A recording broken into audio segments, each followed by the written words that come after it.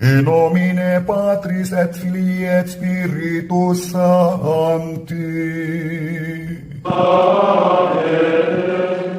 Dominus vobiscum.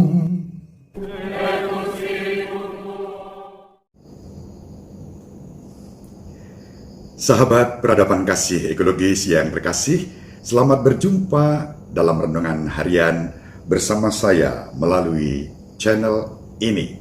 Semoga panjenengan selalu sehat, tetap semangat, dan jangan lupa bahagia. Kebahagiaan yang bersumber dari Tuhan kita yang tidak akan pernah dirampas oleh siapapun dan oleh apapun. Mari kita awali perjumpaan kita dengan berdoa. Doa kita akan kita tempatkan bersama pemazmur yang menjadi mazmur tanggapan pada hari ini.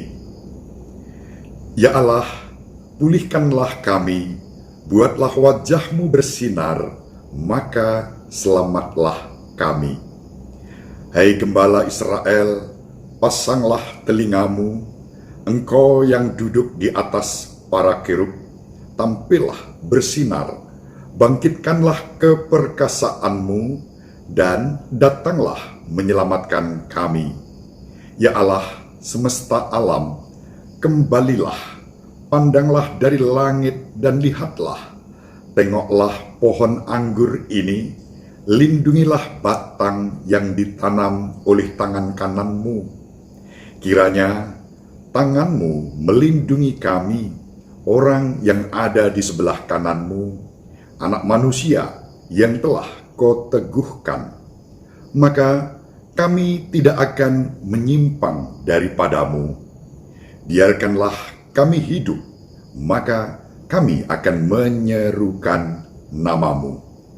Kemuliaan kepada Bapa dan Putra dan Roh Kudus, seperti pada permulaan, sekarang, selalu, dan sepanjang segala abad. Amin.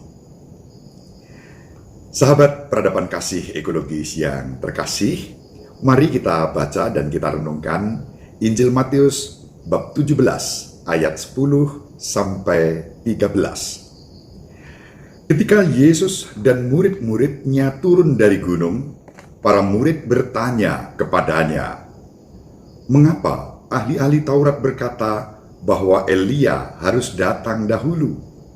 Yesus menjawab, "Memang Elia akan datang dan memulihkan segala sesuatu. Dan aku berkata kepadamu, Elia sudah datang, tetapi orang tidak mengenal dia dan memperlakukannya menurut kehendak mereka.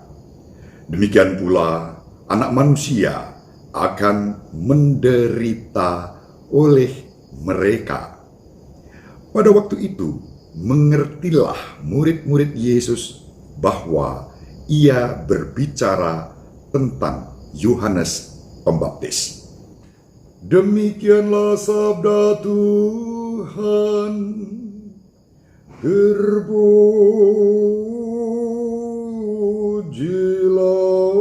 Kristus. Sahabat peradaban kasih ekologis yang terkasih dalam Kristus dimanapun berada, yang menarik dari Injil hari ini adalah yang akan kita renungkan, yakni pengalaman para murid. Para murid dikatakan dalam Injil pada hari ini, pada waktu itu mengertilah murid-murid Yesus bahwa Yesus berbicara tentang Yohanes Pembaptis. Ini menjadi momen yang menurut permenungan saya sangat indah dan menarik. Para murid yang dalam Injil terkadang dikatakan mereka belum juga mengerti siapa Yesus, sabda yang disampaikan Yesus, terutama terkait dengan Yesus Sang Mesias sebagai anak manusia yang harus menderita, seperti juga disebut dalam Injil pada hari ini. Para murid kerap kali salah paham, belum mengerti. Bahkan kalau kita membaca seluruh kitab suci, relasi antara Yesus dan para murid terutama para murid dan Yesus. Para murid kerap kali lambat untuk mengerti apa yang dikehendaki oleh Yesus. Termasuk bahkan ketika Yesus sudah bangkit, para murid pun di antara mereka, baik individu-individu maupun dalam kolegialitas di antara mereka, kerap kali dikatakan belum mengerti. Oleh karena itu, kalau pada hari ini Injil mengatakan bahwa pada waktu itu mengertilah murid-murid Yesus bahwa Yesus berbicara tentang Yohanes Pembaptis. Ini suatu pengalaman yang indah, pengalaman yang disyukuri. Dalam hidup kita, terkadang juga ada banyak hal yang tidak bisa kita mengerti, dan kita hanya bisa menjalaninya dalam prinsip ketaatan dan kerendahan hati.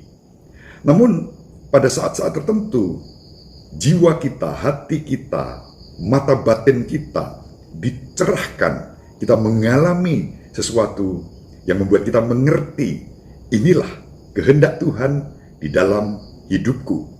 Dan pada saat itulah, besar maupun kecil, kadarnya, kita mengalami suatu sukacita yang mewarnai hidup kita.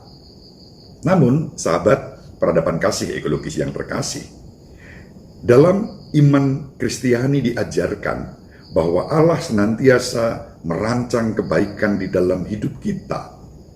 Kadang-kadang yang membuat rancangan Allah itu tidak berjalan mulus, kita sendiri atau bahkan mungkin orang lain yang melakukannya terhadap kita. Namun dalam konteks ini kita tidak perlu mempersalahkan siapapun atau menilai atau menghakimi atau mengadili orang lain, tetapi justru kita diajak untuk belajar bersikap rendah hati, dan dalam kerendahan hati itulah kita taat, kita percaya bahwa kehendak Tuhan selalu yang terbaik di dalam hidup kita, meskipun terkadang prosesnya menyakitkan, membuat kita tidak bisa mengerti mengapa semua itu harus terjadi. Nah, itulah juga yang disyukuri oleh pemazmur. Kita berseru bersama pemazmur, "Ya Allah, pulihkanlah kami, buatlah wajah-Mu bersinar, maka selamatlah kami." Dalam sejarah keselamatan, pada perspektif iman kita, selalu diajarkan Allah senantiasa berkarya, Allah senantiasa menyertai kita dalam diri Yesus Kristus, Sang Immanuel, yang kita nanti-nantikan kedatangannya dan akan kita rayakan pada hari Natal nanti. Persoalannya adalah kerap kali mata batin kita dikaburkan untuk melihat kehadiran Allah di dalam hidup kita. Inilah pengharapan yang kita bangun di tengah-tengah perjalanan kita pada masa Advent ini. Kita semakin dekat pada Tuhan yang kita nanti-nantikan, yang kita rayakan kelahirannya pada perayaan Natal. Semoga kita dianugerahi kerendahan hati yang membuat kita juga taat pada gereja yang saat ini berziarah di bumi ini dalam pelayanan dan penyertaan kepemimpinan sebagai hamba segala hamba oleh Paus Fransiskus yang dipilih oleh Allah sendiri dalam konklav, yakni proses pemilihan paus baru, tradisi gereja Katolik yang sah dalam bimbingan Roh Kudus. Para kardinal telah memilih Kardinal Bergoglio yang kemudian memakai nama Fransiskus Assisi dengan spirit yang luar biasa istimewa, menghadirkan gereja Kristus, bahkan menghadirkan Kristus sendiri yang dengan segala kerendahan hati melayani siapa saja tanpa diskriminasi. Semoga kita dianugerahi kerendahan hati dan ketaatan. Semoga kita juga dibimbing oleh Roh Kudus seperti para murid mengerti kehendak Kristus di dalam kehidupan kita. Kita mengenal kehadiran Kristus yang menyertai kita semua sampai selama-lamanya. Ibu Maria selalu mendoakan kita, Bapak Yosef merestui kita dengan keheningannya.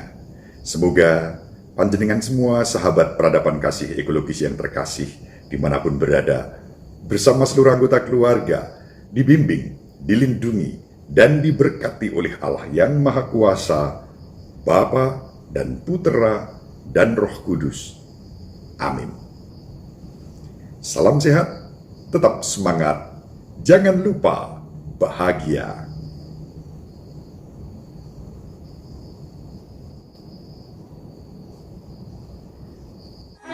Sahabat peradaban kasih yang terkasih, sampai jumpa pada episode berikutnya. Terima kasih atas kebersamaan kita. Salam peradaban kasih ekologis, berkah dalam